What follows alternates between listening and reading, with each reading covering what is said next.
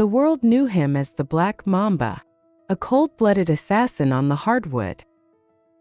But what if I told you the blueprint for this legend wasn't just found in a gym, but in a recording studio? Behind the 5 rings and the 81-point game, there was a secret mentor, the king of pop himself, Michael Jackson. When a young Kobe was lost in the fog of fame and pressure, MJ reached out and showed him the light. Today on the Legend Vault, we're peeling back the curtain on the untold brotherhood that forged the Mamba Mentality. It's 1996. An 18-year-old kid is sitting in a hotel room, haunted by the pressure of being the next Michael Jordan. His phone rings. The voice on the other end isn't a coach. It's not an agent. It's the most famous human being on the planet, Michael Jackson. People think Kobe Bryant's killer instinct was born on the court, but it was actually refined in the shadows of Neverland. We go inside the psychological brotherhood that redefined greatness. This is the untold bond of the Mamba and the King. To understand why Kobe needed Michael, you have to understand isolation. Extremely giving and caring, and aside from us talking about work and how each other prepared or trained for things, aside from that, I mean, he introduced me to movies that I would never ever watch, like American in Paris and, Breakfast at Tiffany. I would never watch those movies, you know what I mean? It's like he introduced those to me and opened my eyes to a whole nother side of things, and appreciating Fred Astaire's talent and things like that, and kind of seeing how that relates to basketball.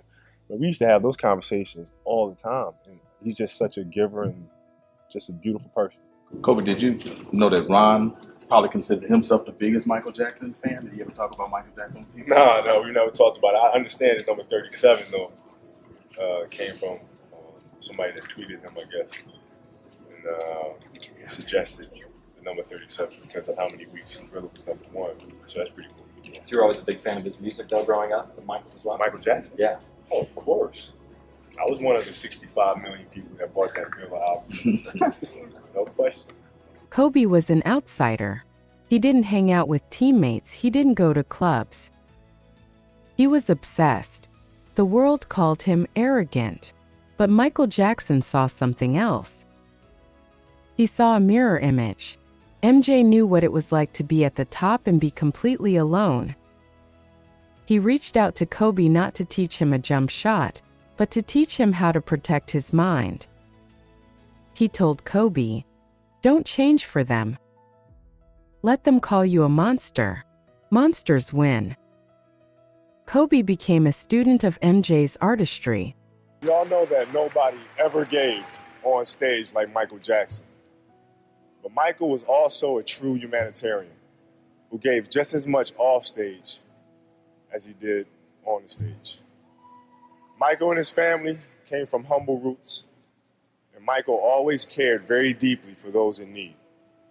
And beyond all of his records that he broke as a recording artist, Michael even made the Guinness Book of World Records for most charities supported by a pop star. He didn't just listen, he analyzed. He watched how Michael Jackson prepared for a tour, how he would spend 6 months perfecting a 4-minute song. Kobe realized that basketball wasn't just a sport, it was a performance. The Mamba Mentality is just the basketball version of a Michael Jackson rehearsal. Every pivot, every fadeaway, every stare down, it was choreographed perfection. Kobe once said, "I studied Michael Jackson more than I studied Jordan, because Michael Jackson knew how to capture the soul of an audience." When the rings started piling up, the world finally understood. The 81-point game, the back-to-back titles, it was the result of a man who stopped caring about being liked and started caring about being immortal.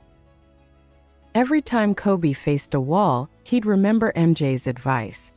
The craft is the only thing that matters.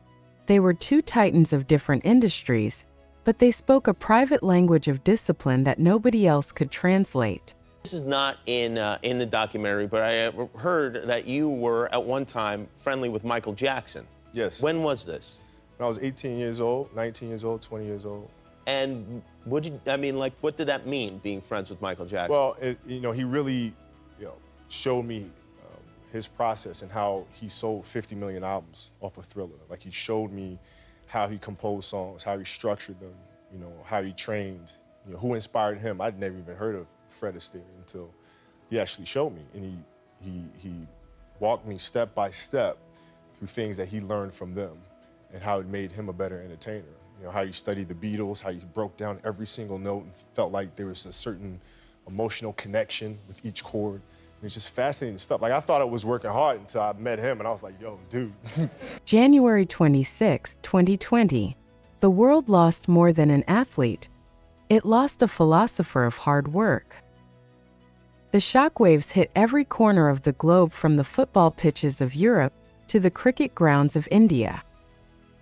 But even as the lights went out at the Staples Center, the fire remained. You see the Mamba in the eyes of every underdog who refuses to quit. You see it in the perfectionism of every artist.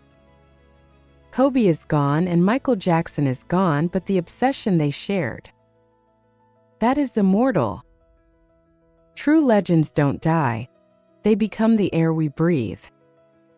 If the Mamba mentality has changed your life, drop a 824 in the comments. Subscribe to the Legend Vault for more stories of the icons who changed the world.